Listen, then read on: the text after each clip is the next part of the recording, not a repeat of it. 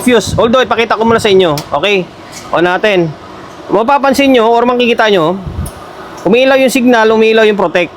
Sa channel 1, magno-normal yan, siyempre. Matagal na yung delay ng protect niya eh. Ayan, nag-normal yung channel 1. Yung channel 2, naiwan. Sunod-sunod rin natin. Kakatapos ko lang gumawa ng Joson Earth na 1.5. Live category 6.0. Tapos pangatlo itong turbulence na airstrike na 1.4. Ito, inobserbahan ko pa ito eh. Ngayon, ito, iMix na CE18. Okay, pinaka-paborito natin. By the way, shoutout din maraming salamat kay Bossing na pinagkatiwalaan tayo na gawin yung unit nila. Bali kay Sir, ito yung pangalan nyo. Kay Sir Jewel Saing. Yan, kay Sir Jewel. Maraming salamat sir ha. Pagkakatiwala mo ng unit mo rito sa akin ha. Ngayon, kung bakit dinala rito sa atin, siyempre may problema. Kaya nga ipapayos eh. Ano yung pinakadahilan or ano yung pinaka-issue? Naka-signal or naka-protect. Signal protect sabay yung channel 2. Same din naman itong yung problema ng airstrike na 1.4 na to. Naka-protect din signal din to eh. Pero magkaiba sila ng trouble nito kasi nga magkakaiba sila ng design. Okay, magkaiba yung design nito sa CE series. Sa CE series naman, once na nag-signal protect yan, bumigay yung isang fuse. Although, ipakita ko muna sa inyo. Okay? O natin. Mapapansin nyo or makikita nyo, umiilaw yung signal, umiilaw yung protect. Sa channel 1, magno-normal yan, siyempre. Matagal na yung delay ng protect niya eh. Pansinin natin. Ito, okay na to eh. Naobserbahan ko na lang. Ayan, nag-normal yung channel 1. Yung channel 2, naiwan. Ngayon, off natin. Ano ang pinakadahilan? Sabi ko kanina, bumigay yung fuse. Okay, ulitin natin. Ayan, naka-full siya. Umiilaw siya. Dapat hindi ilaw yan. Dapat hindi ilaw yan katulad nito. Wala, di ba? Okay. Naka-signal protect dahil bumigay yung isang fuse. Ayan siya, kung mapapansin nyo. Nangitim na, di ba? Okay, nangitim na. Kapag nawala yan, kapag walang protect and din signal, na walang audio, maaring bumigay yung dalawang fuse. Dalawa naman yung bumigay. Pero sa senaryo na ito, malamang isa lang yung bumigay. Eh, ito lang sa taas. Okay, yung ilalim niyan ay buo. Kaya, naka-protect and din signal siya. Okay, inuulit natin. Kapag dalawang fuse ang bumigay, magno-normal yan. Magno-normal siya. Kaso nga lang, wala siyang audio. Kasi nga, walang supply na pumasok. Okay, dahil isa lang yung bumigay na fuse, kaya naka-signal protect siya. Kasi tabingi na yung pumapasok na supply doon. Okay, dahil bumigay yung fuse, ano naman, may dahilan naman yan. Ang pinakadahilan yan is bumigay itong power transistor, dito, yung C5200 or A1943. Or bumigay din yung mga MOSFET niya. Okay? Yan yung kadalasang problema. Hindi bibigay yung fuse na walang dahilan. Okay? Kadalasan bumigay yung MOSFET or bumigay yung power transistor. Okay? Yun lang. Ngayon, ano pa gagawin natin? Mapapansin nyo, linis pa no? Ang linis-linis pa niya. Ngayon, baklasin natin to, troubleshoot na natin. Okay? Nakalas na natin yung board ng channel 2. Ngayon, first thing to do ay siyempre fuse formality. Para sa formality. Pero itong isa, kitang-kita naman na burnout na to eh, oh. Wala no, busted na yan. Itong isa, buo yan. Pansinin nyo, diba? Yung sinasabi ko sa inyo na buo yung isa dyan eh. Ngayon, MOSFET. Ito. Sibak, ayun oh. Okay, sibak tong isa. Ito, sibak dalawa. Tapos yung diode, natin yung diode kung buo ah. Okay, mukhang buo naman. Tapos dito sa kabila, okay, mukhang buo itong kabila. Nakalusot. Okay, mukhang buo to. Kung saan yung hindi kung saan yung hindi bumigay na fuse, yan yung may nasira. Okay, sibak to. MOSFET, dalawa. Ngayon dito, naka-reverse tayo ah. Okay, shorted. Ayan, may shorted siya oh. Okay. Ibig sabihin, may sira na power transistor dyan. Ngayon, ito pa tong isa. Okay, confirm. Dalawang side. Okay, may shorted din dito. Dalawang side. Ngayon, alam mo na may sira yung MOSFET and then power transistor. Anong susunod na gagawin? Sa mga lagi nanonood sa atin, kabisado na nila yan kung paano yung moves, di ba? Pero sa mga baguhan lang, ngayon lang nakasilip ng video natin, eh siyempre, angat mo tong mga bloke. Hindi mo na kailangan iangat itong buong board. Hindi na. Ang gagawin mo lang dito is, angat mo lang tong mga bloke, oh. 0.25, 0.37, 0.47, 0.27. Basta yung mga fusible na to, iangat mo lang yan. Tataas mo lang yan. Ngayon, pag naangat mo na yan, ngayon, machichik mo na pa isa-isa yung output transistor. Okay? Maangat mo na yan. Ngayon, kapag naangat mo na, tapos nakita mo na yung power transistor, okay, palitan mo na siyempre. Pwede nyo palitan, pwedeng testing nyo muna saka palitan. Okay, tapos check kayo dito sa my drive. Kasi kapag ganyan yan, kadalasan may nasisira din dito sa may pinaka op amp nya. Okay? Pero dito, buo naman to eh. Atong drive na to eh. Drive. Oh, mukhang sira. Mukhang short to ah. Okay, tanggalin ko muna yung shorted bago natin check mamaya yung mga drive nya. Okay, angat ko muna yung mga bloke. Naangat ko na yung mga bloke. Ayan. Mamaya, inangin na lang natin yan. Ngayon, may nakita kong shorted, dalawa. Tag-isang pares. Ay, dalawang pares dito, saka sa kabila. Ngayon, pakita ko sa inyo ah. Ganun yung technique ko. Kapag nag-check ako ng output transistor. Okay, dito. Ayan, shortage siya. Tapos dito.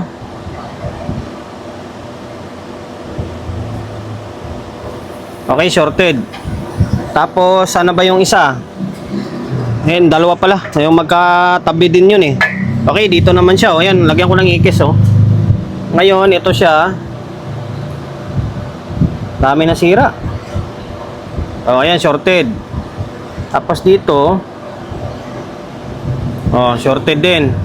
Okay, tinanggal ko na yung tornilyo. Bubunutin na lang yan. Tapos yung dalawang MOSFET. Okay.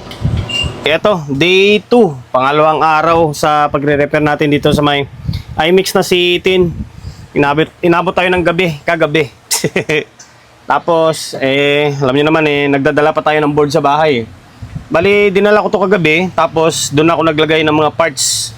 Yung sira na power transistor. Ito, 1, 2, 3, 4. Bali, dalawang C5200 and then dalawang A1943. Tsaka yung MOSFET pala. Pinalta na natin. Yan, ito siya. Yan, dalawa rin dito. Ngayon, nag-double check pa ako syempre. Para bago ko isalpak is, alam ko kung may problema or wala. Ito, open dito yung 10 ohms oh. Sa ganitong klaseng design ng amplifier, lagi nyong i-check yung dito. 10 ohms dito, 10 ohms to. Ito yung kanyong kapares niya sa may kabila oh. Ito. Yung paa na to, tapos dito, pansinin nyo. Nakalagay dyan is 10R0. Okay, 10R0. Ibig sabihin, 10 ohms yan. Yan, 10R0. Buo yung kabila niyan. Okay, ito, buo ito. Ito, buo to. Tapos dito is na-open. Ayan, lagay natin 10 ohms. So, patayo lang. Okay, papunta dito yan. Kasi pag na-open yan, iilaw tong fault. And then, wala kang bias masusukat dyan. Okay? Ngayon, napalitan na natin halos lahat ha. Dito naman sa may MOSFET, yung mga resistor yan, buo naman eh. Okay? Ngayon, check muna natin. Nakasalpak na yan ha. Okay, nakasalpak na siya. Okay. Kung may shorted or may mataas na biasing, ilaw yan. Or may mga kunting ilaw ka na maaninag ba. Ngayon, sukat tayo. Tingin ko okay na to eh. Okay, nasa 0.4. Okay, 0.4 yung bias niya. Medyo mataas, no? Okay. Yan, 0.4. Normal na yan, ha? Normal na. Okay, normal na yan. Tapos dito, sa isang channel na good, medyo mataas na dito. Nasa 0.5, no? Okay, medyo mataas. Although, ibababa pa rin naman natin yan. Ibababa pa natin yan. I-fix bias natin yan. Ngayon, naging okay na. Nadali lang is yung 4 na MOSFET. Tapos, hindi, dalawang MOSFET pala. Dalawang MOSFET, tapos 4 na output transistor. Tapos ito lang, yung 10 ohms. Okay, i-calibrate ko ulit, i-fix bias ko. Na-fix bias ko na. Ito guys, bagong version nito ng iMix iMix na C18 na mayroong breaker. Bagong version nito, blue panel. Although may mga video na rin ako nito na ginawa, yung biasing nito is napakalayo. Sa totoo lang, medyo para sa akin hindi ako nagagandahan ng ganitong klaseng diskarte ng trimmer na ginamit or yung bias na ginamit. Kasi once na tumaas ka, magbago lang yung resistance ng itong trimmer na to, magbago lang siya ng konti, tataas yung bias, sibak agad yung output and then MOSFET mo. Kasi kung mapapansin nyo, ito nakalagay dito is 332 ito. Meaning 3.3, di ba? 3.3K. Kapag maglagay ka ng mga kahit 1K lalagay mo dyan, sobrang taas. Kasi ang bias na dapat na nakalagay dyan is ohms lang. Pansinin nyo yung nilagay ko, 1.5 ohms lang yan. 1.5 ohms take note. 1.5 ohms kasi naka 5 band siya. Brown, green, black, silver. Okay? Ibig sabihin 1.5 ohms lang. Kapag maglagay ka ng 2K dyan, di ba yung ibang ginagamit natin is 2K or 2.7. Merong ibang design na 2.7. Merong ibang 2K. Kapag naglagay ka ng ganun, nako, iilaw ito. Tapos, sobrang taas ng bias niya. Pating bulb natin, iilaw yan. Kaya, once na nagka-problema itong trimmer na to, sibak siya. Kaya kung mapapansin nyo dito sa may kabilang side, di ba? Mataas, nasa 0.5 siya. Ngayon, na-fix na natin. Yan, kaya nagbibigay tayo ng ideya para kahit papaano, may makukuha kayo or may mapupulot kayo na diskarte. Yan, 1.5 ohms lang yan. Ngayon, on natin. Yung bulb, kailangan magiging pino yan. Hindi pwedeng walang ilaw yan. Okay? Ngayon, magsukat tayo. Gusto ko pa sanang lagyan ng 2K tapos pakita sa inyo, kaso wag na. Hahaba lang yung oras natin. Okay? Pansinin nyo yung bias. Kanina nasa 0.4 Pansinin nyo ngayon. Nasa 0.3 lang siya 0.35 na mas gumanda. Bumaba siya. Diba? 0.36, 0.35. Hindi lang siya pantay konti. 0.36 din naman. Pantay lang siya Okay? Ayan Okay? Pwede na.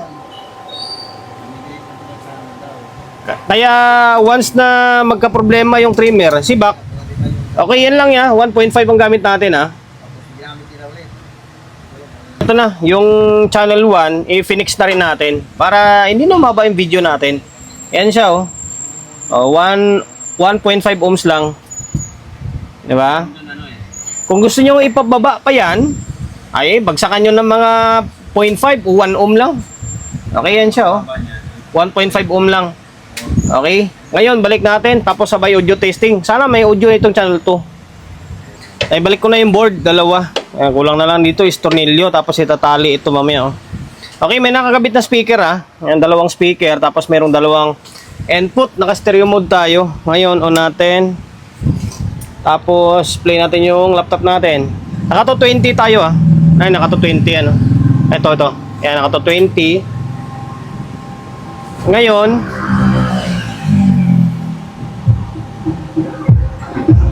yun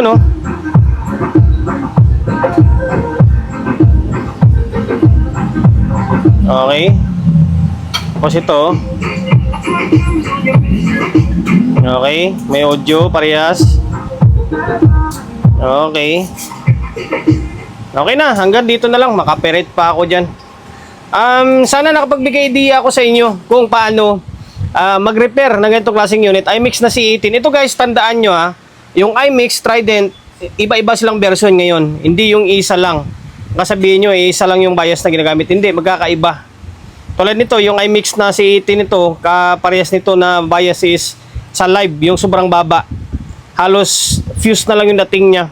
Kapag tumaas ka, tataas din yung bias niya. Kaya napakadelikado. Kaya mas maigi talaga na i-fix bias na lang. Marami na ako nagawa ang ganitong design Yung itong modelo, yung mataas yung mababa yung value ng bias. Okay? Yun lang, sundan nyo na lang. Tapos sira yung output resistor, sira yung mga MOSFET niya. Okay? And then, dahil umabot ka sa part ng video natin na ito at hindi ka pa rin nakapag-subscribe, paki-subscribe na ang YouTube channel natin na. Pindutin mo yung bell button sa gilid, select mo yung all. Ayan, kapag napindot mo na yan, manonotified ka kapag meron tayong bagong upload na video. Nag-upload tayo ng video, isang beses, dalawang beses kada araw. Okay, God bless and then peace atin lahat.